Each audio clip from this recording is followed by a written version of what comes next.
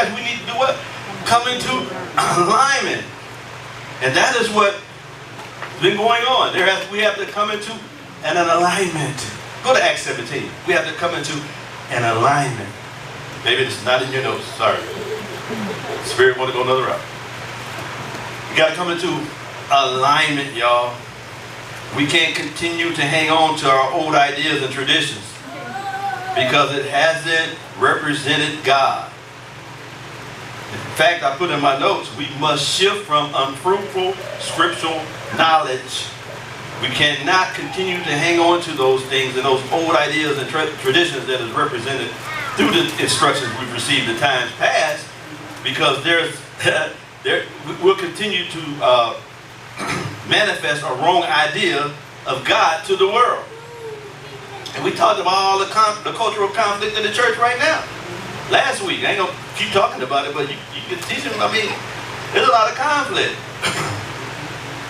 You know, a lot of political intrigue, social political intrigue. The whole platform is a lot of things going on. From time to time I get my feet wet, but most of the time I don't try to jump in. I just put my foot in the water. Amen. But we need to get to the point to understand that each generation must deal with the scriptures according to what the Spirit of God is saying, and not what headquarters has been predetermined, the tenets and the statements of our faith, so that we can receive the legitimacy of our inheritance in Christ. That's the bottom line. We got to get to the point. Am I saying that we're not supposed to have boundaries and doctrinal things as far as sound doctrine? Will be established that we need sound doctrine. But sometimes even that, remember we said in Matthew 23 and 13, they take away the key of knowledge. God has given us back an opportunity through knowledge. I mean, the whole web, the web is full of a lot of stuff, but there are some good things on the web. But it's knowledge. You have access to knowledge that we didn't have.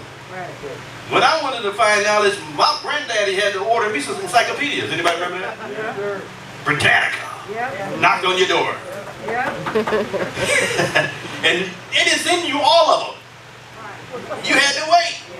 They send you a certain amount, A to D, D to F. Yeah.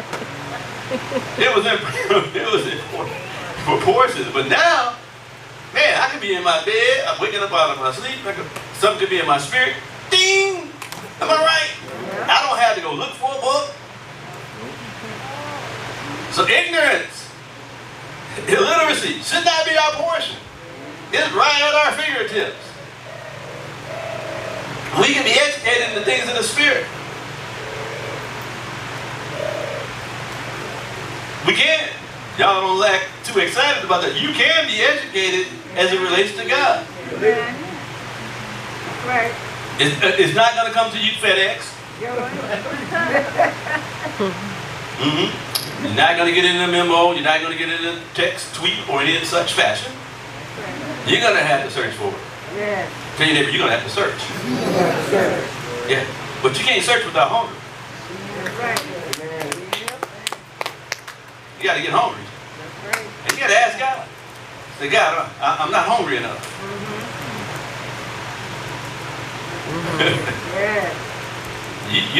Hey, he gives liberally, y'all. If you don't have it, ask for it. That's what he told us, right? Ask, seek, and knock.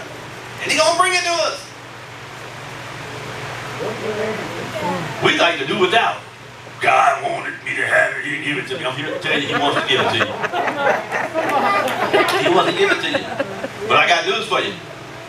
You're not going to have that hunger, because Proverbs 27 says that a full soul loathes the honeycomb. Honeycomb is synonymous in scriptures as revelation, teaching, instruction. So if you're full of something, I ain't cuss. If you're full of it, you might be full of BS.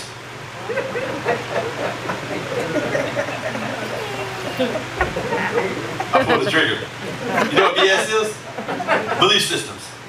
See? What are you talking about?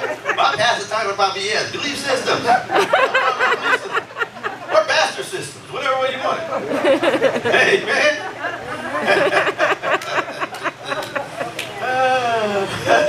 But we are full of something. All right now. That's why we don't have the appetite. I don't care what it is. It could be anything. It could be anything. Yes. But God is looking for people that's going to be hungry for Yes. what He's bringing. And so that we can get free of traditions. I'm going to give you some of the things what traditions bring. But let me give you this first in Acts 17, verse 10. Most of the old heads remember this scripture because it's something we established a long time ago. You know what? Go to 9. Let me see here. I know in my notes I like to abbreviate stuff, but I take it for granted that people know what I'm talking about. So, yeah. Well, you understand that Paul went down. Well, anyway, Paul is in a place called Thessalonica.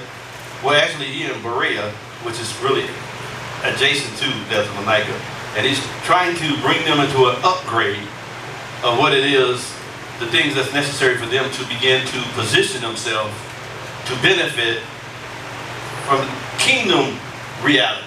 Bringing them out of the old system, bringing them into the new system, right? Just like we're trying to do, right? Every day you're hearing the Spirit of God speaking to you in your study time, in your devotions. He's transitioning you. He wants to transition you. He wants to take you from one state of mind, that's what it means, to another state of mind. That's what transition means. It's a part of repentance. It's a part of reformation. All of those rewords, right? That's part of being refreshed, rebuilt, things of that sort. So go to 10. I can go down. He said, and the brethren immediately sent away Paul and Silas by night unto Berea, because all of a sudden there was a conflict in Thessalonica, and the king was coming after Paul, so they got wisdom and said, we're going to send Paul to Berea. And so, who coming there went into the synagogue of the Jews. Next verse. These were more noble than those in Thessalonica, which means those in Berea was more receptive to the message. You have to go up in the first 9 verses and see they weren't receptive. They really wasn't ready to go further. He said, in that they received the word with what? With all readiness of mind. With all. No shadow. All readiness of mind. And then what? And search the scriptures sometime. Oh, okay. What is that? Daily. Daily. Search the scriptures daily. Daily, not Sundays. Sundays is not daily. Tuesdays, Wednesdays when we have our midweek is not daily, right? Daily is any day of the week. All right? Okay, when the sun rises, that's daily. Daily. They search the scriptures. Whether those things was what? Were so. They didn't search the scriptures so they could catch a pass and a lie. They searched the scriptures because they wanted to be educated. They wanted to learn something. You get what I'm saying? So they had they would receive the word with all readiness of mind. In other words, when the man of God was passionate about a subject, they received it. Yes. And what was the effect or the result of them receiving what was being said? They searched, absolutely. So when Sunday is over, we don't wait the next Sunday.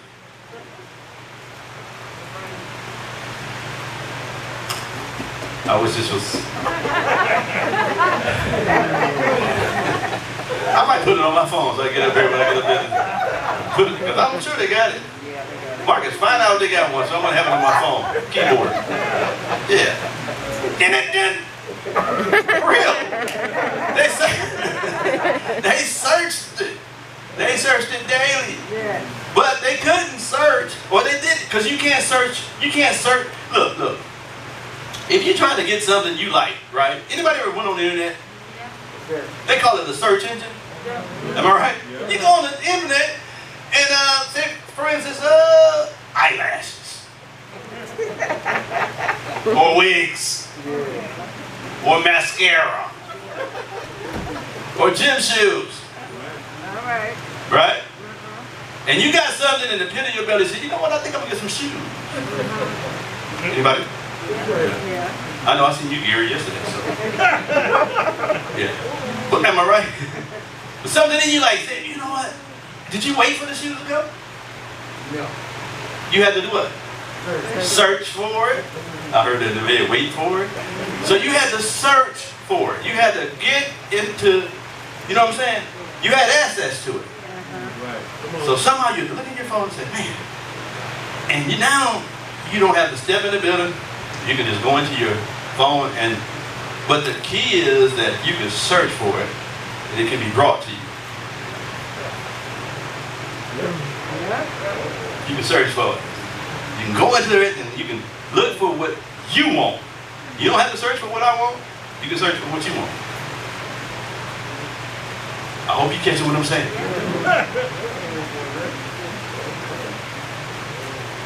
But you wasn't going to get on that phone searching for nothing until you had an idea.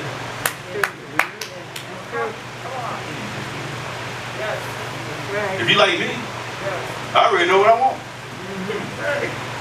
I ain't going to get over there and play on the, looking at stores, Macy's, which is my mammoth of choice.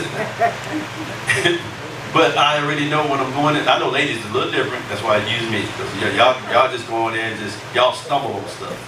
Men, we search stuff. Am I right? Well, y'all go in there and I'm just hanging out. But let me get back to the message. I don't want to waste all the time. But it's serious. We need to be, as the people say, man, I'm going to search it out. But the point is, you had to have a desire first to search it. And that's what we got to have. To search the things that belongs to us. The things that God has laid up for us. The things He freely given to us. As Romans 8:32 said. How should He not, who gave up His only Son, should He not with Him freely give us all things? So we have an opportunity to go through Scriptures and with readiness of mind, which is anticipation, that I'm going to discover the depths, the height, the length, the breadth of God in the Holy Writ. There I'm going to be able to pull and glean out of the Scriptures God's intention for my life. And I like it that He used Berea, or the Bereans, because I always tell we got to be like the Bereans, right? The Bereans are not lazy people. Bereans are people that says, I'm hungry for the things of God. I am a student of the Word.